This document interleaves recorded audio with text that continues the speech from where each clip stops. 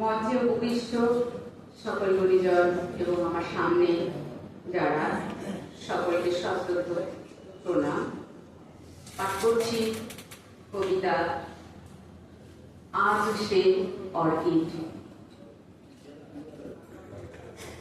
ঝুপড়িপট্টি থেকে উঠে আসা মেয়েটি একদিন সমাজের ঘৃণ্য বিচারে পরিচিত ছিল শুধুই আদিবাসী মেয়ে হিসেবে, মানুষ হিসেবে নয়।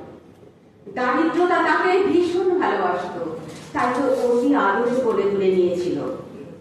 যে ভোর মায়ের কোলে অতি যত্নে শিশুকে ঘুম পাড়ায়, সেই ভোর ওর কাঁধে তুলে দিত প্রতিনিয়ত বিরাট কাজের ঝাঁপি।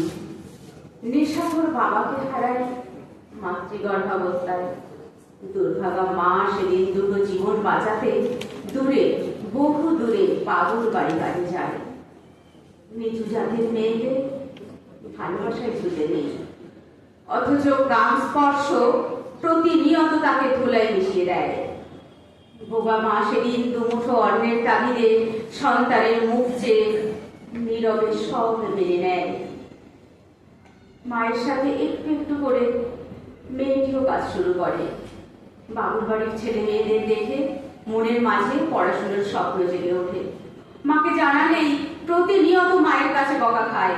অসহায় মা মেয়ের অজান্তে কান্নায় উঠে যায়।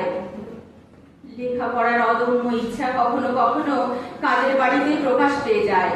ফেলে আসা বছরের পুরনো ছেঁড়া বই চাইলেও জমে লাঞ্ছনা গ্লানি।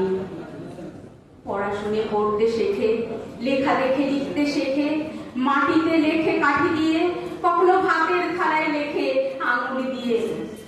এভাবেই অভাগীদের লেখাপড়ার হাতে খড়ি। 2 পয়সা জমিয়ে পুরনো বই কেনা, গোপনে পড়া শুরু করা ক্রমে তাকে আলোর দিশা দেখায়।